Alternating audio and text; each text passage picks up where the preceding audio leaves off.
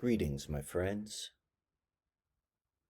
This presentation is titled A Synchromystic, Occulted River and Stars Ceremony Through Paradigm and Personal Narratives in Step with Geological System-Level Movement.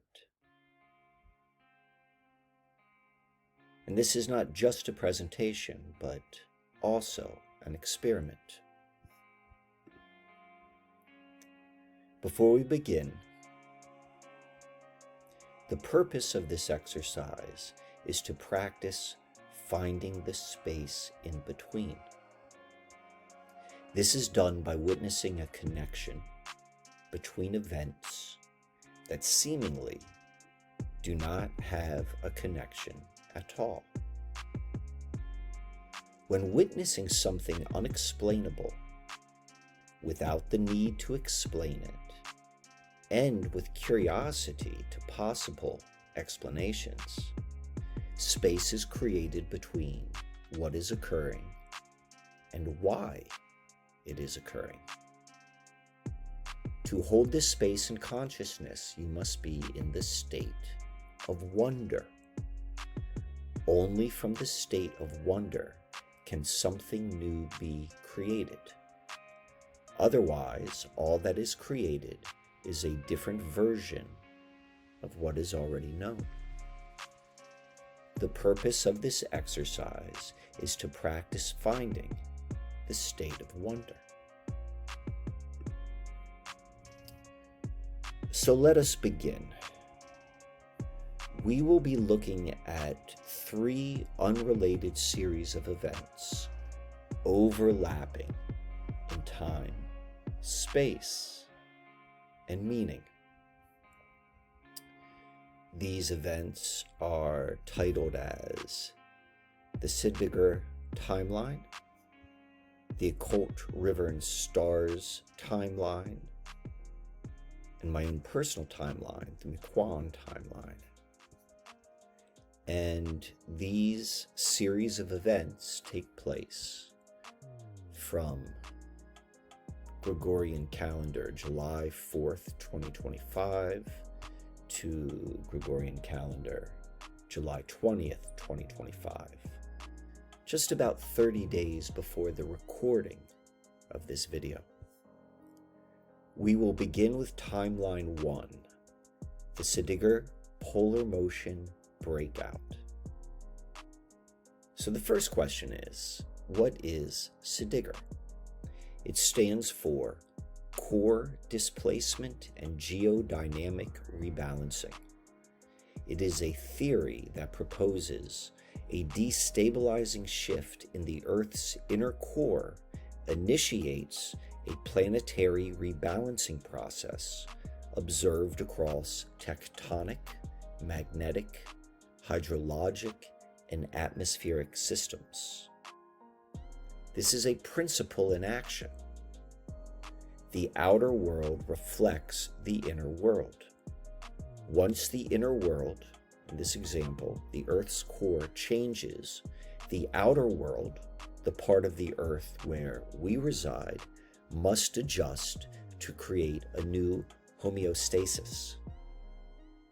This white paper introduces the core displacement and geodynamic rebalancing theory, a multidisciplinary framework synthesizing Earth orientation parameters, GRACE satellite data, sea surface temperature anomalies, geomagnetic vector shifts, seismic volcanic activity, glacial mass loss, and historical cosmic trigger events. Each dataset independently shows anomalies, but together form a cohesive, temporal, and spatial fingerprint consistent with a core-driven geodynamic reordering. Further, we correlate this with esoteric historical warnings, proposing a return to a long-lost axial alignment.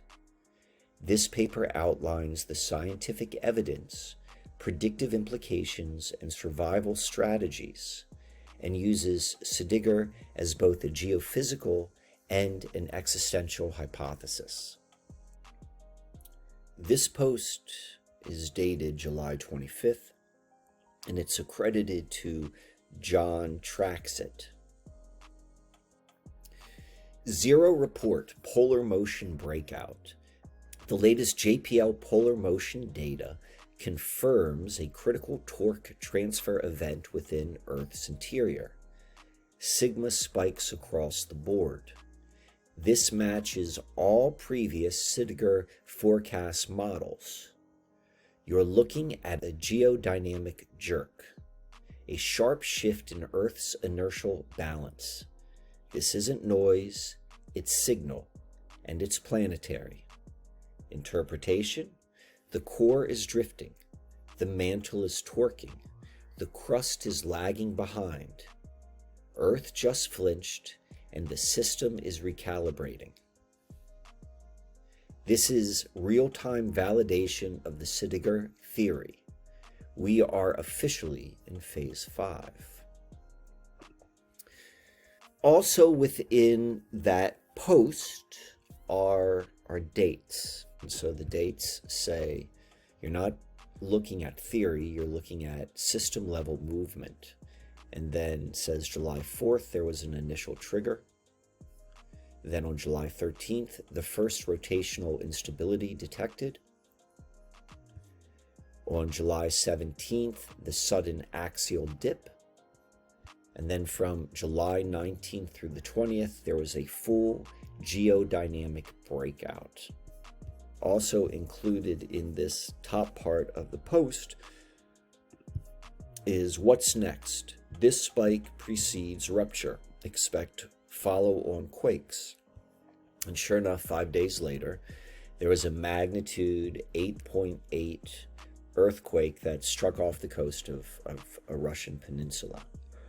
So also included in this post were screenshots. This here is a screenshot, I suppose, from a JPL website. And then this is the graph shown a little bit differently. This is the breakdown of the month of July. This is July 4th, and this is what he is calling the initial trigger. And then on the 13th, this is the first rotational instability detected right here, what that is. And then on the 17th is the sudden axis drop. And then the 19th through the 20th is where he defines it as a full geodynamic breakout. If you find this interesting, if you want to go a little bit deeper, it can be found on Instagram underneath the account called Zero Lessons. And so now we're going to go and we are going to look at the second timeline. What this is a perspective of an occulted, meaning a hidden river and stars ceremony that takes place. And these events correspond almost perfectly with the dates laid out in this CDIGR timeline. But before we get into that, I want to talk about the 2024 River and Stars Tour and its relationship with Embarrass. But let's be clear. Though River and Stars, this tour, was inspired by other people's works and ideas, the concept of a River and Stars ceremony as a reflection of an aerocirculation endeavor, for the most part, only exists within mine and maybe a handful of others' minds. River and Stars as an aerocirculation endeavor is not a universal concept. So some questions I suggest to hold as we enter this next phase of the presentation is mkwann, is he making life fit his paradigm? If my paradigm is River and Stars ceremony, am I looking at outer life and I am making outer life fit how I see reality? Or is life rendering itself around my paradigm? Did the actual behaviors, actions, and intentions of the River and Stars tour, did it hold enough weight on the fabric of reality. That reality began to weave itself around that. The River and Stars tour of 2024 was inspired by Eberus the Skywalker, as described in Peter Kingsley's A Story Waiting to Pierce You, and John Apasipos's essay, Apollo's Demon Dagger. It was from John's essay, which was an essay inspired by A Story Waiting to Pierce You, that the River and Stars as an idea came to be. A revolution in thought cannot grow out of the dichotomies and structures, the being of the past, which define the shape of possibility. The future must be created afresh by those who are able to journey to the undifferentiated ground that underlies being and to bring back a new dispensation from the gods and ancestors.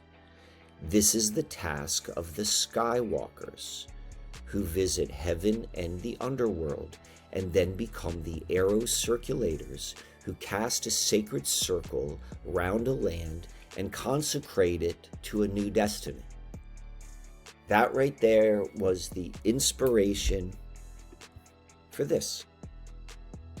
Within the context of the River and Stars tour, water weaving the Susquehanna waters was the correspondence to the accessing of the underworld, and conducting starboard ceremonies was accessing heaven.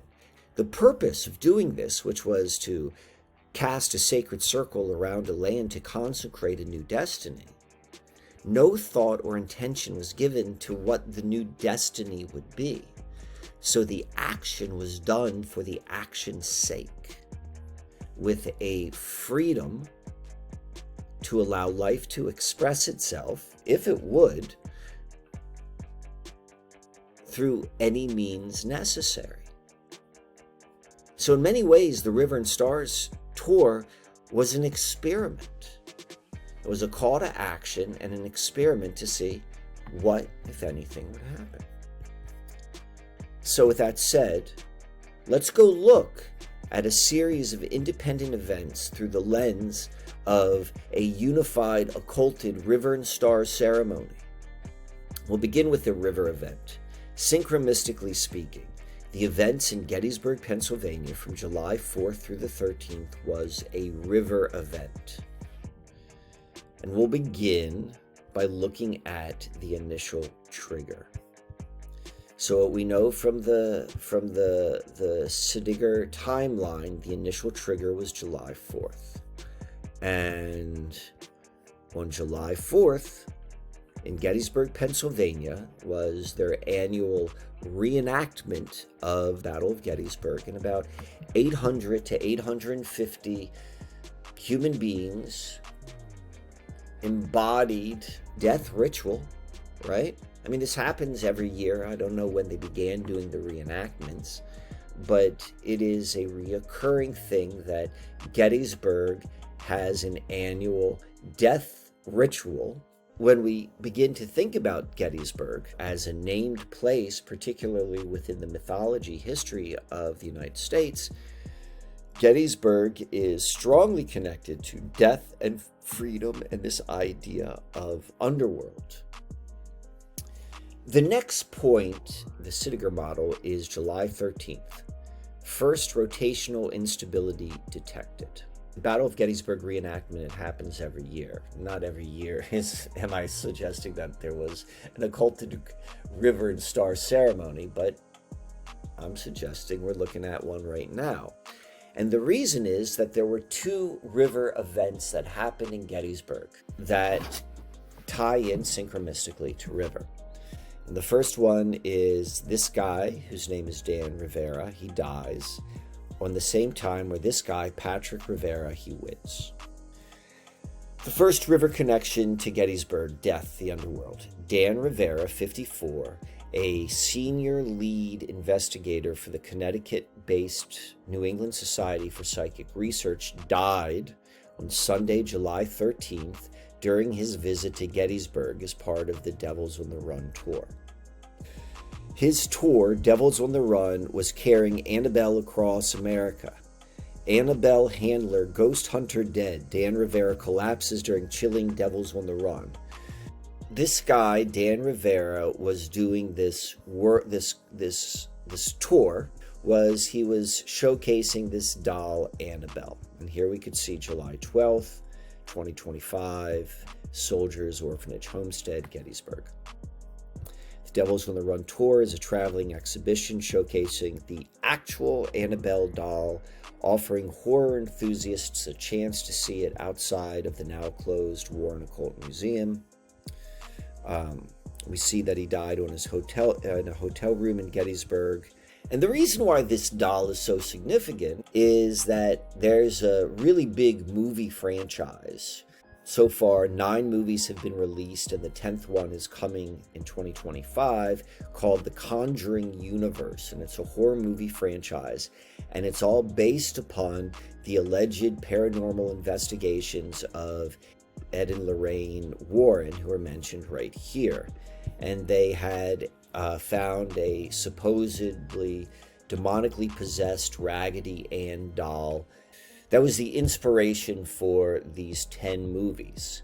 And these 10 movies, the first one came out around 2014. So it's at least for 10 years this story has been slow dripping within the collective consciousness. These movies certainly sounds underworld in its nature.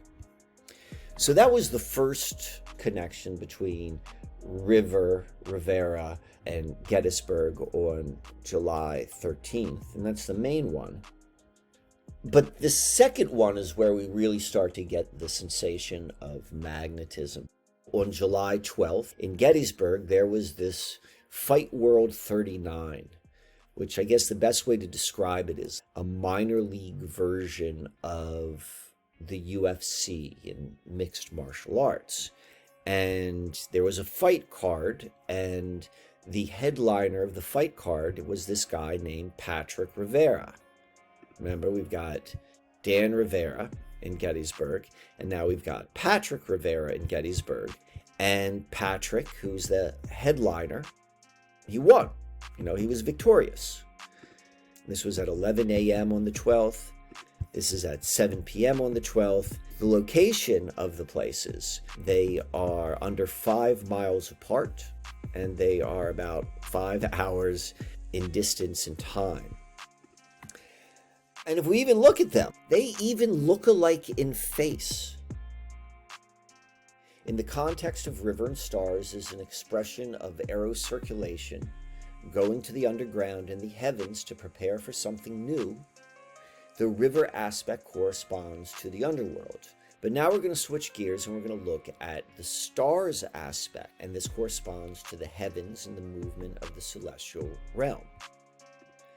The stars portion of this occulted River and Stars event is in reference to this kiss cam gate, which I'm going to assume that you probably were aware that this occurred. Because whereas the death of Dan Rivera, this certainly got some national and international attention because of its just sensationalism of a ghost hunter and he dies in Gettysburg. That's going to capture some attention. But this was huge. For 5 days, this was huge. When we go and we look, we see that there's this continuity. There's a continuity. We got the initial trigger, and then we've got this whole thing with the death of Dan Rivera and the victory of Patrick Rivera. And then on the 17th, we have this sudden axis dip, and then, the full dynamic breakout. And this period right here, from here to here, corresponds to the stars. We've got the river, and now we're going into the stars. And so the timeline is basically this. On July 15th, there was a Coldplay concert in Foxborough, Massachusetts.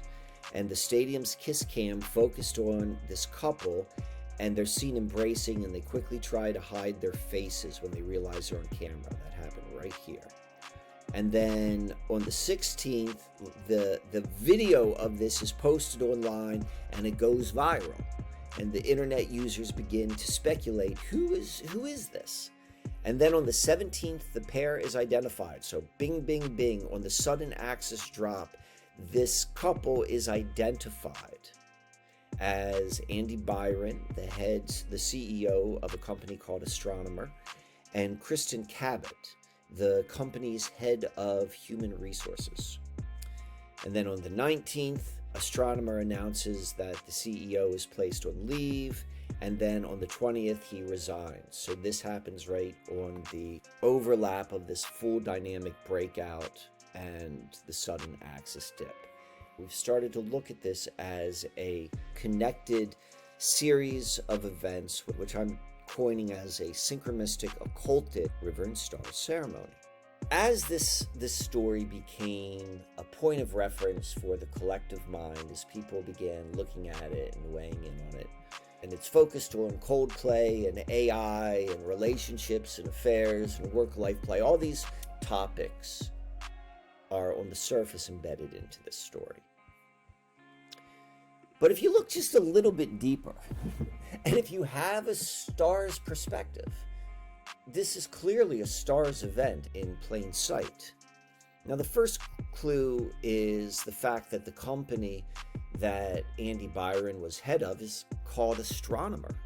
It is primarily a service-based company, utilizes AI to then go and help other companies use AI to streamline their workflows. But it's called Astronomer, which then deals with looking at the heavenly or the celestial realm, but then also implies looking at the celestial realm from an astronomer's perspective, which is going to be very, very objective, as opposed to the subjective or the mystical perspective of someone with an astrology perspective. Where we have our second layer of stars, just as we saw 2 layers of the river, we've got a second layer of stars, and it's because Andy Byron was at a Coldplay concert. The setting of this event is built upon the fact that they're at a concert. And this concert is part of Coldplay's Music of the Spheres World Tour. The phrase music of the spheres is not just like some clever little thing that the Coldplay marketing folks came up with, but it's making reference to an ancient philosophical concept that the movements of the celestial bodies, the sun, the moon, the planets, and the stars, create harmonious sounds, a kind of cosmic music. And this concept, also known as musica universalis, isn't just like saying, oh, it's making a sound, let us hear the music. It is more pointing to a metaphysical, meta being beyond physical, relationship between our physical experience on Earth and what's happening in the celestial realm. Like, it's very, very unastronomical. So there's something very interesting when you see the astronomer is looking at the music of spheres, the metaphysical understanding of the sun, the moon, the planets, the stars. Like, that is built into the structure of the story of Kiss Cam Gate. But it goes deeper. Keep in mind that music of the spheres, the concept, originates with Pythagoras. Pythagoras is strongly linked to the music of the spheres concept, which proposes the movements of the celestial bodies create a harmonious and audible sound. He's credited with discovering the mathematical relationships between musical intervals and applying these ratios to perceive movements of the planets, suggesting their orbits produce a cosmic symphony. And remember, River and Stars, which is an Abaris-inspired event, when you look at the Abaris story, that Abaris and Pythagoras are connected.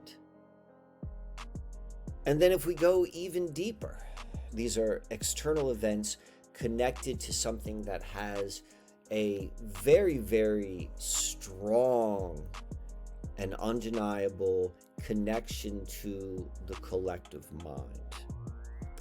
And I say that because let's first look at the River Gettysburg connection, which is one standard deviation away from this Conjuring movie franchise. The highest grossing horror franchise of all time is the Conjuring universe. $2.25 billion of global box office gross. Like, a lot of people have been emotionally involved with this. When you go to the movies and you scream and you get scared, those are emotions, and you're tying those emotions to the same storyline, and that storyline is ultimately connected to the doll. And this Coldplay Music of the Spheres World Tour isn't just any world tour. It is the most attended concert tour of all time. So the fair question to ask right now is, like, are you cherry picking? Does Kiss Cam Gate connect to Gettysburg? Of course it does, my friends. And it connects again in two ways. So the first Gettysburg connection is pretty obvious. There's a whole bunch of research on this guy right here, but much less has been talked about her. Her job history was given, but very little about her personal life. The one exception being is where she went to college. Sure enough, she studied at Gettysburg College. And just to be clear, Gettysburg College is in Gettysburg, Pennsylvania. And Gettysburg is not a big school. But the second one's a little bit deeper. It's going to take a couple steps to get there. So the second Gettysburg connection. This, as much as it is about these people and their affair, this is also about the fact that it's at a Coldplay concert. And if you actually go and look at the storyline right here, what happened was they were put on the Jumbotron. It showed them in this kind of connected position, and then once they saw that they were being they're on a big camera, she covers her face and they disconnect. And what happens afterwards is Chris Martin, the lead singer of Coldplay, the MC, if you will, he says either they're having an affair or they're just very shy. So now there's a point of context to this. Like, most people don't pay attention. Most people are, they don't go two steps further unless they're led somewhere. And this statement by the Master of Ceremonies undoubtedly led the curiosity of many people, which is, who are these people and are they having an affair? Had this not been said, probably the whole Kiss Cam Gate thing would have never happened. This statement by Chris Martin marks the initial trigger of what would become the Kiss Cam Gate. And then all hell breaks loose for Andy and Kristen and their life. And then it comes to an end with the resignation of Andy. And that also corresponds with another statement from Chris Martin.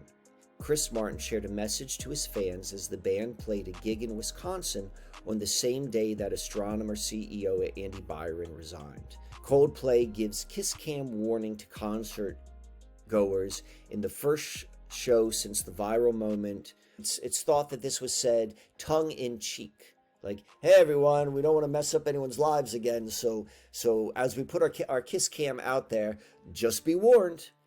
Chris Martin speaking on stage marks the beginning and the end, the alpha and omega of the Kiss Cam Gate. They went from Boston, Massachusetts to Madison, Wisconsin, and then the day of the beginning of the full geodynamic breakout, this is when they make their statement. So let's go look at Camp Randall Stadium. So this is all about time and space.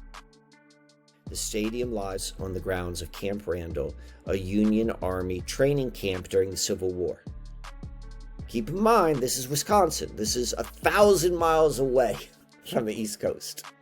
Camp Randall in Madison, Wisconsin played a crucial role in the Civil War and its connection to the Battle of Gettysburg. So now we've got our Gettysburg connection number 2. And we're just going to bring it full circle. The Iron Brigade. Many soldiers who started at Camp Randall became part of the famous Iron Brigade, known for its heroic stand on McPherson's Ridge during the first day of the Battle of Gettysburg.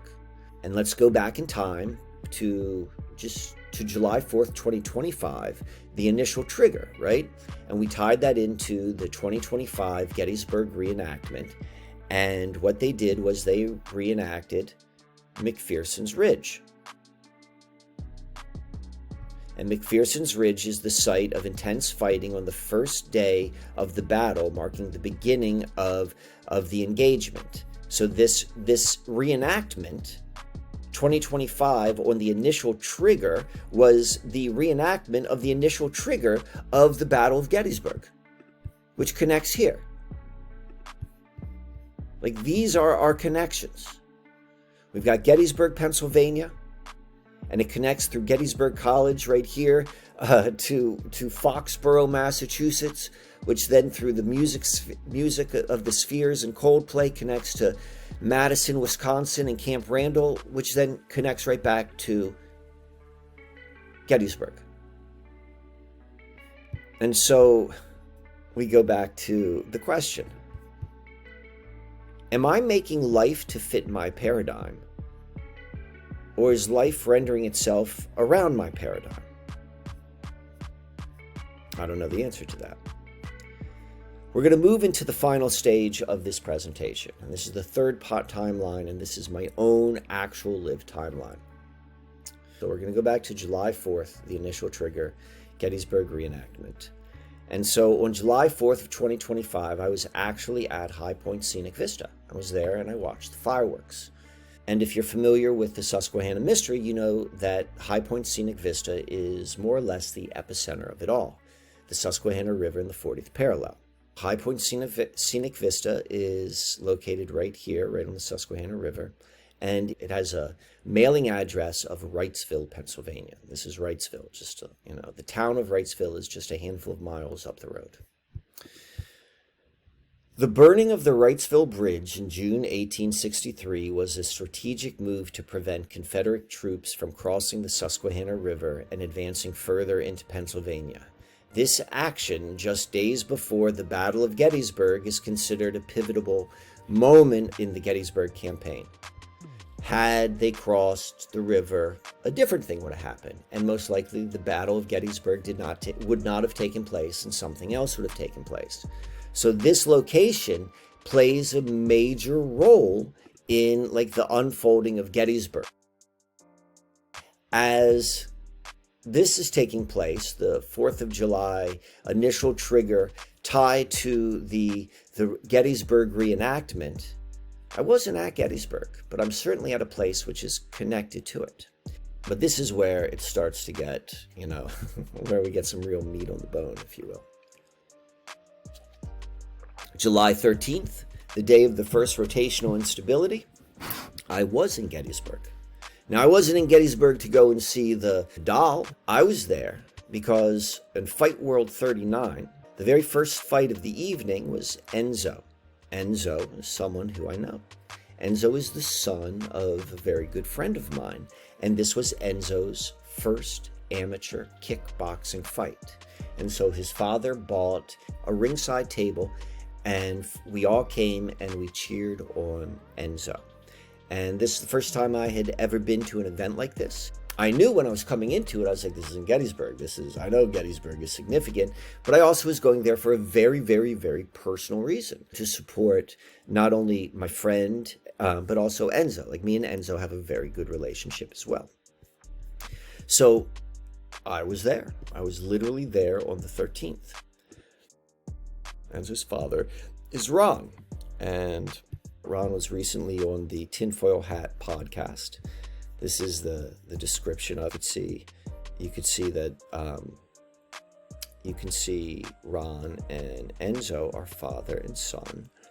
And not only was this kind of happening in the household for 6 or 8 weeks, Enzo is training for this fight. Ron too was preparing for something. And what Ron was preparing for was Sheila Jam, which was a festival which is taking place on July 18th through the 20th in Duncannon, Pennsylvania, which is right along the Susquehanna River. Ron is an importer of shilajit, which is an Ayurvedic resin, and his shilajit company is called Vibemedics, and you can see right here, it's a poster for Sheila Jam. Go to Vibemedics for more information, because Vibemedics is what's putting this on. It's a music, art, and mindfulness festival, and you see my name is right there. I was involved with it. Here's a picture from Sheila Jam. That's Ron right there. You can see a whole bunch of people came to it.